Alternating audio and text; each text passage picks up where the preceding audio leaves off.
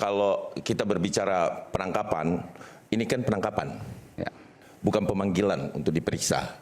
Penangkapan itu di pasal 17 jelas dikatakan hanya 2 alat bukti. Itu KUHP lama. Saya berbicara KUHP lama ya. Nah, jadi pasal 17 kemudian pasal 18 surat perintah penangkapan. Berbeda ketika seorang tersangka itu akan diperiksa lagi. Tentu ada panggilan. Kalau penangkapan, saya belum mendapatkan di sini diatur harus dipanggil. Beda ya, penangkapan dengan akan diperiksa. Ini dimulai dari pasal 16, saya baca 17, 18 itu saya baca semua prosedurnya. Tidak ada sama sekali saya lihat di situ ketika penangkapan itu harus dipanggil. Itu yang pertama. Harus dipanggil. Tidak harus dipanggil. Itu ada. Tidak ada. Tidak ada. Okay. Tidak ada. Harus dipanggil dulu kemudian dihadapkan untuk diperiksa. Kalau dihadapkan untuk diperiksa, ya. Itu yang saya baca. Ya kan? Ini saya buka nih 16, 17 dan 18. Okay. Kalau seandainya tadi ada surat seperti itu. Surat penangkapan. Penangkapan ada surat penangkapan. Mau ditandatangani atau tidak penangkapannya, mau ditandatangani atau tidak. Tapi harus izin. Tapi ada. Harus izin masuk. Iya. Kalau seandainya nggak izin, harus mengajak RT RW, betul ya? Tidak harus RT RW juga. Gimana? Bukan. Tidak harus RT RW juga. Sebentar dong. Jadi saya berprinsip gini, tidak harus RT RW juga. Cara penggeledahan, bukan penangkapan untuk ajak RT RW. Itu penggeledahan. Kalau penggeledahan memang betul. Harus ada kalau ditolak. Tapi kemarin kan nggak ada penggeledahan. Ada. Oh, ada juga kemarin. Apa yang diambil? Masuk ke rumah itu, jadi apa yang diambil namanya yang diambil itu badan. Oke. Nah, kemarin tuh ada penggeledahan juga, bukan sekedar penangkapan. Jadi begini, menggeledahnya itu jangan berpikir bahwa harus digeledah dibuka-buka begitu, bukan. Oke. Jadi penggeledahan itu begitu dia orang masuk ke dalam rumah, ke dalam mobil, ke dalam milik kita, itu harus surat perintah penggeledahan. Bukan, pertanyaan saya begini, kemarin apakah ke penyidik, petugas itu ke rumahnya Mas Roy Suryo itu melakukan penggeledahan atau penangkapan? Bukan. Jadi sebelum dia kalau Mas Roy itu ada di dalam rumah, itu namanya penggeledahan dulu. Pasti dilakukan penggeledahan dulu. Masuk itu penggeledahan. Dan kalau penggeledahan maka harus ada izin terhadap pemilik. Izin dari pengadilan setempat. Oke, pengadilan. Ya. Dan kemudian ketika masuk, mau masuk, dia kasih lihat dulu nih suratnya. Oke, 2. Ada izin. Nah, dia membawa 2 saksi. Tapi kalau Mas Roy menolak, dia harus panggil RT RW. Oke, dari kemarin itu, yang mana yang terjadi di antara 3 ini? Apakah ada surat dari pengadilan?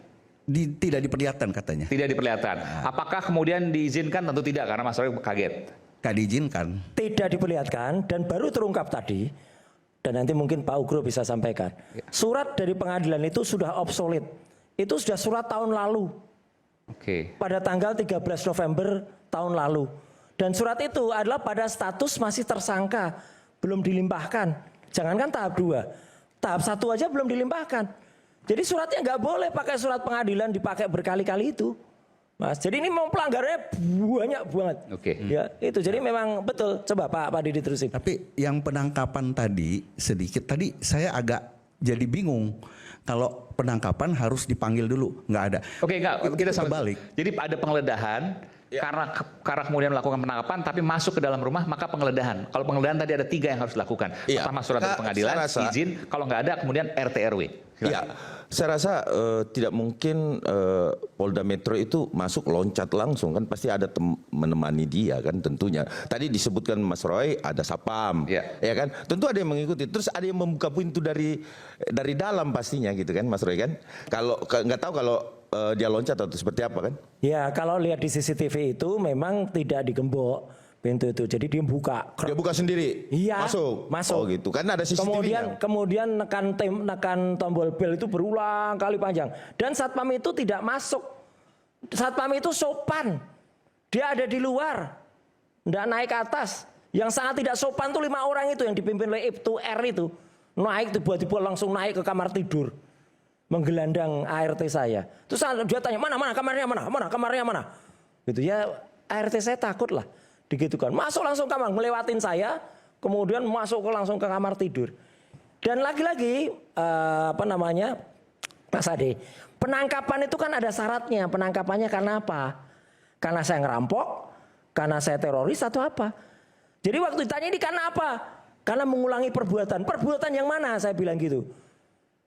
Nggak ada, nggak bisa jawab, udah nanti terangkan aja di kantor polisi. Dan ini fatalnya lagi, saat itu saya langsung telepon salah satu lawyer saya. Saya minta bicara dulu dengan lawyer. Nggak mau dia bicara dengan lawyer. Enggak, nanti aja di kantor. Ini pelanggaran banget ini. Saya tidak diberi hak untuk bicara dengan lawyer. Kemudian mereka nggak mau bicara dengan lawyer. Kemudian mereka tidak nunggu saya untuk ganti. Nunggu saya cuci muka juga enggak. Jadi banyak banget. Maka tadi terungkap semua. Nanti adalah, nanti tambahan mungkin dari Bang Gafur atau dari Bang Refli. Bahwa mereka ternyata menggunakan KUHAP yang salah. KUHAP-nya salah yang dipakai. Jadi nggak kompak antara penyidik dan Bitkumnya itu nggak kompak. Bitkumnya yakin betul mereka ini pakai KUHAP ini. Ternyata penyidiknya dilihat pakainya KUHAP ini. Bingung mereka. Makanya mereka minta waktu perpanjangan. Gitu. Yang harusnya sidang jam 5 tadi, mereka minta perpanjangan sampai 6:30 malam. Dan baru mulai jam 7 ini tadi. Jadi boncos lah, kalau jujur, sekali lagi ya rakyat Indonesia, kalau hakimnya jujur, kalau sidangnya jujur, nggak mungkin pra peradilan kami kalah. Itu kalau jujur. Saya rasa ini kan prosesnya sudah Prapit, ya kan? Nah tentu kepolisian juga memiliki bukti, ya kan? Nah nanti sisa diadu kan di Prapit. Artinya kalau mendengar cerita Mas Roy itu sepihak, ya, karena saya juga tidak hadir di situ. Tetapi yang saya jelaskan adalah penangkapan. Ya, Mas gak hadir. Penangkapan. Mas gak punya legal standing apapun. Penangkapan itu tidak penting, tidak ada diatur di dalam KUHAP bahwa harus dipanggil dulu. Kalau penangkapan ya, ini bicara penangkapan. Seperti itu yang saya baca. Oke, baik, kita kembali saat lagi tetaplah bersama kami di Rakyat Bersuara. Oke.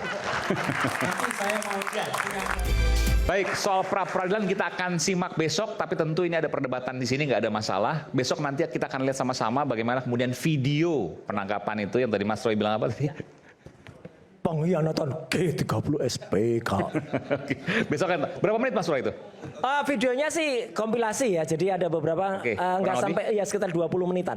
Lumayan panjang. Panjang. Ada audionya tadi? Ada. Audio jadi bisa terdengar suara ketika saya. Itu dari mana videonya? Kan bukan dari pihak penyidik dong? Enggak, dari saya. Dari mana? Ya emang rumah nggak ada kamera. Dan kameranya itu detail. Dan kameranya itu kalau kita nonton Piala Dunia sekarang, Mas. Piala Dunia sekarang tuh kameranya nggak hanya dari kamera itu. Pandangan dari wasit, pandangan dari apa namanya? Iya. Angle dari wasit dan juga angle dari. Tapi sebentar, saya mau tanya, penasaran juga. Jadi semua ruangan ada kamera termasuk kamarnya Mas Roy? Ada dong. Oke, luar biasa. Ada. Tapi memang tidak saya keluarkan CCTV-nya. Tapi? Nanti dulu CCTV-nya untuk tugas yang lain nanti. Loh, ini videonya dari CCTV? Videonya kan? Bukan. Dari yang merekam di situ. Oh. Ya. CCTV ada lagi backup? Ada lagi. Oke, tapi ini dari video? Ya. Handphone? Oh, I see. Jadi ada suaranya. Ya. Tapi kalau CCTV juga ada suara kan sekarang? Ada, cuman kebetulan kalau yang ada suara yang di living karena yang di kamar. Kalau di tengah itu kan ada lorong itu nggak ada. Oke. Tapi seru lah pokoknya besok ya. Silakan nonton di pengadilan. Audio jelas ya besok ya? Oh jelas, audio jelas. Oke. Jadi semua sampai ke ruangan-ruangan masuk-masuk itu? Ada. Sampai saya masuk ke kendaraan yang bawa saya ada rekaman. Sampai dibawa ya, juga sampai ada? Teriak, sampai ada bukti bahwa ini bicara dengan lawyer, nolak. Enggak. Oke, detail jadi ya? Detail, sangat detail besok. Silakan ditonton. Dan ada 3 saksi dan ada 1 ahli. Oke, baik. Oke, kita simak besok sama-sama. Boncos lah pokoknya, kalau memang benar-benar jujur. Gitu. Bung Refli, silakan. Iya, saya mau menggarisbawahi Ade Darmawan tadi ya. Bukan mengkritik, menggarisbawahi yang statement yang salah gitu ya. Karena dia tadi mengatakan soal KUHAP itu, dia kan berpatokan pada KUHAP yang lama. Jadi begini, pasal transisional 361 huruf A itu, Undang-Undang 20 2025 tentang Kitab Undang-Undang Hukum Acara Pidana, itu hanya berlaku untuk kalau dia crossing. Misalnya proses penyidikan, kan dia sebut proses penyidikan dan penuntutan. Ketika undang-undang itu diundangkan, yaitu pada tanggal 2 Januari, proses penyidikannya itu sudah selesai, sudah dimulai sebelumnya. Maka akan kalau sudah dimulai, setelah tanggal 2 Januari tetap pakai KUHAP yang lama. Itu benar. Demikian juga penuntutan. Misalnya penuntutannya itu tanggal let's say 30 Desember 2025. begitu crossing ke sini tetap pakai karena sudah eksis sebelum undang-undang itu diundangkan. Tetapi untuk penggeledahan, penangkapan dan penahanan yang dilakukan ke Mas Roy itu tidak pakai KUHP yang lama, itu harus pakai KUHP yang baru. Why? Karena proses penyidikan yang crossing tadi sudah selesai dengan adanya P21. Jadi tidak ada lagi proses penyidikan. Dan itu confirm dengan apa yang ada tertera di surat penahanan dan penangkapan. Dalam surat penahanan, penangkapan plus penggeledahan yang dikutip adalah pasal-pasal di KUHP yang baru. Nah lucunya ya, kendati mereka sudah mengutip yang benar menurut undang-undang yang ada, jadi pasal transisionalnya itu jangan hanya baca pasal 361 huruf A, tapi baca juga huruf D. Kalau kasus itu sudah dilimpahkan, maka menggunakan yang namanya undang-undang ini. Nah, ketika mereka menjawab kami, mereka mengatakan kami salah katanya mengutip dasar hukum. Harusnya seperti Adi Darmawan bilang, harusnya pakai KUHP yang lama, bukan KUHP yang baru. Tapi kami tunjukkan di surat penangkapan dan penahanan mereka sendiri ternyata pakai KUHP yang baru. Dan kalau kita lihat pasal 361 huruf D pakai KUHP yang baru. Jadi nanti ya dalam proses pemeriksaan di persidangan di Dr. Tifa pakai KUHP yang lama atau yang baru? Nggak tahu. Saya belum lihat. Pakai KUHP saya yang, mau mengikuti sidangnya. pakai KUHP yang baru. Ya.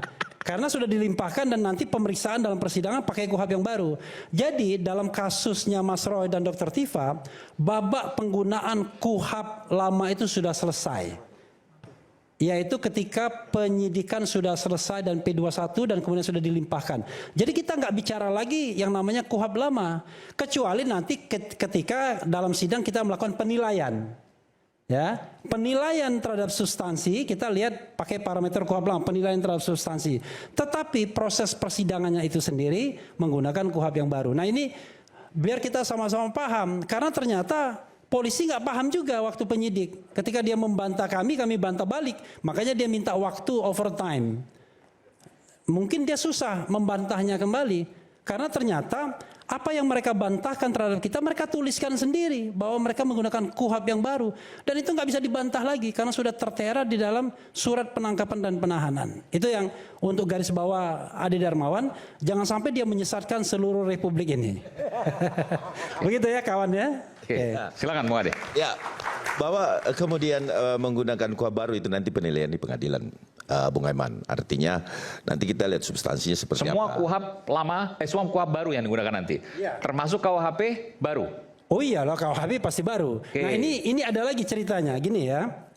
Kan di dalam kalau kita lihat dokumen yang ada, termasuk dokumen yang mereka keluarkan, itu masih mencantumkan pasal 310 KUHP yang lama. Itu menurut saya, kita boleh berdebat, itu keliru. Kenapa? Kalau kita pakai azas lex favorio itu adalah kita punya preferensi mana yang lebih menguntungkan. Kalau lebih menguntungkan KUHP yang lama, kita pakai KUHP yang lama. Tapi itu untuk pembelaan kita sebagai terdakwa dan untuk pertimbangan hakim. Tetapi untuk menyusun dakwaan, untuk menyusun surat perintah penangkapan dan lain sebagainya, semua petugas harus menggunakan KUHP yang baru, tidak ada KUHP yang lama lagi. Tetapi nanti kita akan challenge di pengadilan. Kami lebih suka menggunakan yang lama karena yang lama lebih ringan misalnya. Itu namanya lex favorio. Tetapi tidak bagi misalnya kejaksaan. Kalau kejaksaan bilang, tadi kan ini saya kritik sedikit lah, ini kan akademik. Dia bilang justru kami menunjukkan jiwa perlindungan HAM, humanisme dan lain sebagainya. Kami menggunakan lex favorio. Lah kalau begitu nggak usah didakwa saja. Nggak usah dituntut. Kalau mau humanisme kan. Atau menggunakan pasal-pasal yang memang betul-betul ringan. Karena ini kan kasusnya adalah konon katanya fitnah dan pencemaran nama baik. Tapi kan menggunakan pasal-pasal yang dengan ancaman hukuman 8 tahun dan 12 tahun penjara.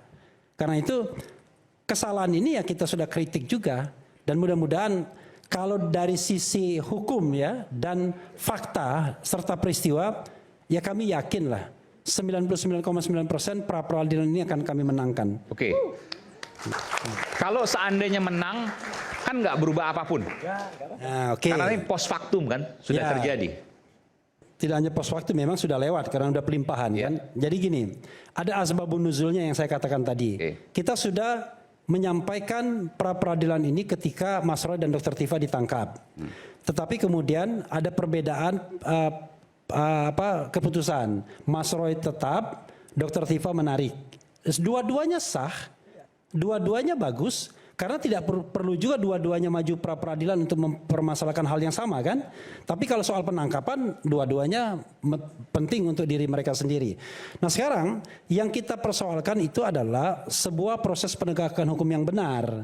Termasuk tadi menggunakan KUHP lama, KUHP baru, kemudian proses penggeledahan, penangkapan dan penahanan yang benar. Jadi ini bukan hanya untuk kepentingan Mas Roy, tapi untuk kepentingan kita semua nantinya. Jadi nanti kalau kita mengalami hal yang sama, ya kita tidak diperlakukan seperti Mas Roy yang katanya seperti Ahmad Yani dalam G13 PKI itu ya. Nah itu, jadi hitung-hitungan kita bukan hanya soal apakah dia punya direct impact kepada pokok perkaranya, tetapi ini adalah tanggung jawab social responsibility dari kita semua untuk menegakkan hukum. Saya kira poin ini penting juga, tapi bukan berarti tidak ada amunisi di dalam pokok perkara. Kalau kita menangkan paling tidak secara psikologis kita merasa bahwa kita benar di jalur yang benar dan klien kami Mas Roy dizalimi dalam konteks penahanan, penangkapan dan sebelumnya penggeledahan. Begitu.